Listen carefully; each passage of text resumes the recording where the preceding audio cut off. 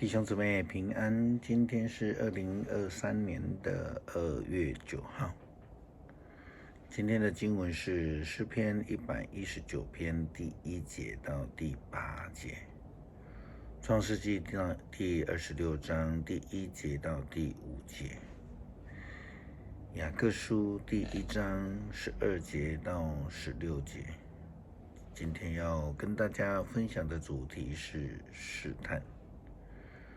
首先要请弟兄姊妹为土耳其的大地震来祷告。这是非常大的一个地震目前死亡人数已经超过4300人应该还会更多。那目前有许多的其他国家的救难队都参与在救难当中，我们一起为他们祷告。恳求上帝保守土耳其大地震当中遇到损失的人们，医治受伤的人，保守安慰那些失去生命的人之亲人，更要保守那些来自许多国家的救难人员。求主赐下有好的天气，有主的医治保守，让主的平安与他们同在。也恳求上帝帮助我们，使我们胜过试探，远离凶恶，让我们在困境当中能够坚定的靠主得胜。祷告奉主耶稣基督的名求，阿们。人总是会在人生的道路上面多多少少会遇到试探，这个时候我们所要依靠的就是上帝的恩典、能力、保守以及带领。就如同主教导我们的主祷文的祷词所说的，不叫我们遇见试探，救我们脱离凶恶。是的，我们需要上帝的帮助，才能让我们避开脱离凶恶，也才能远离试探。很多时候试探来自于我们的软弱，比如说饥饿还有其他的。以色列人在出埃及的时候，他们遇到了前面有红海的阻挡，后面又有埃及军队的追赶，他们遇到没有东西可以吃，没有水可以喝，又遇到了米甸人的攻击等等的这些问题，然后他们就发起了怨言，得罪了上帝，也选择了看得见的偶像金牛来崇拜。亚伯拉罕跟随上帝几次，因为看到饥荒就自行离开，又在埃及遇到可能有杀身之祸，就不愿意说实话，否认撒拉是他的太太。我们也看到拿俄米的先生因为故乡的饥荒而逃到的一个肥沃的摩押地区了。我们在创世纪第26章当中看到了亚伯拉罕的软弱，然后继续延续。圣经说，亚伯拉罕的时代，当地有过一次饥荒，这时又有另外一次的饥荒。以撒到基拉尔投靠非利士王亚比米勒，上主向以撒显现，对他说，不要到埃及去，要留在我要你住的地方。你住在这里，我要与你同在，并且赐福给你。我要把这地赐给你和你的后代，坚守我和你父亲亚伯拉罕所立的誓约。我要给你许多子孙，像天空的星星那么多，并且要把这土地赐给他们。地上万物都要因你的后代蒙福，因为亚伯拉罕服从我，遵守我所有的法律和命令。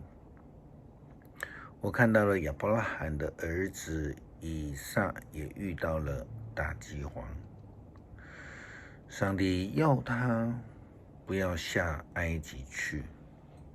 上帝向以撒显现，并且告诫他必须留在上帝已经应许要赐给他们蒙福之地。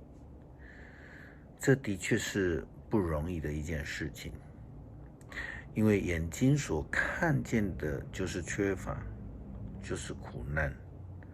若没有足够的信心，谁能够撑得过去呢？谁能够胜过试探呢？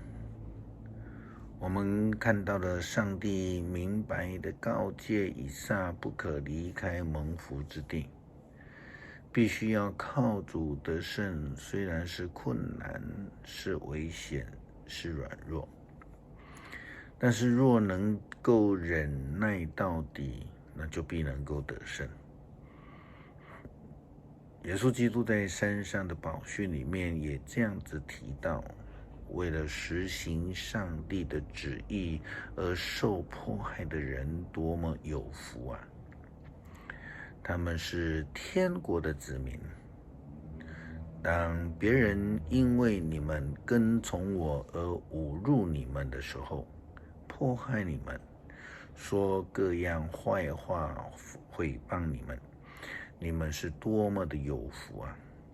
要欢喜快乐，因为在天上将有丰盛的奖赏为你们保存着。从前的先知也同样受过人的迫害，这是马太福音第5章第10节到第12节的经文。前面所提到的这2项都有关于要忍耐到底。逼迫、迫害也是一种试探，所以必须要能够忍耐到底，并且要能够欢喜快乐，这样才能够得到上帝的保守，并且蒙福。雅各也这样说道，遭受试炼而忍耐到底的人有福了，因为通过考验之后，他将领受上帝向爱他的人所应许那生命的冠冕。人如果经历了这样的试炼，不可以说上帝在试诱我，因为上帝不受邪恶的试诱，也不试诱人。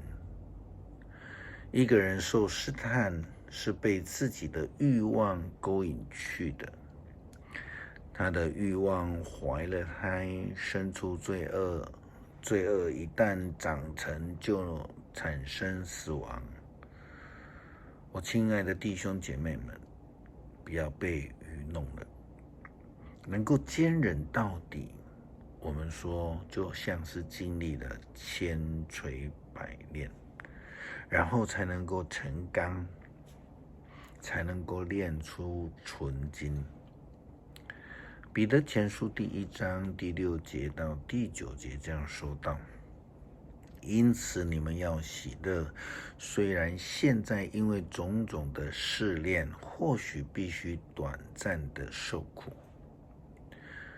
这种经历无非是要证明你们的确有坚定的信心，甚至那能毁坏的金子也得经过火炼。你们的信心比金子贵重多了，更必须接受考验，好使你们在耶稣基督显现的日子得到称赞、光荣和尊贵。你们虽然没有见过他，却爱他，虽然现在看不见他，却信他。你们有言语所不能表达的那无限的喜乐，因为你们正在领受信心的效果，就是你们的灵魂得救。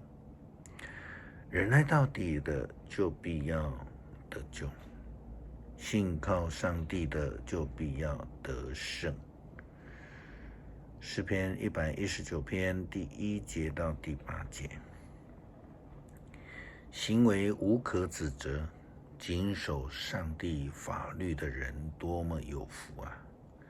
听从上主命令，一心顺服他的人多么有福啊！这样的人不做坏事，他们只走上主的道路。上主啊，你赐给我们的法律，要我们切实遵行。我多么盼望我能忠诚遵守你的法律。我若重视你所有的诫命，我就不至于蒙羞。我学习你的公正法则的时候，要用纯洁的心颂赞你。我要遵守你的律法，求你别丢弃我。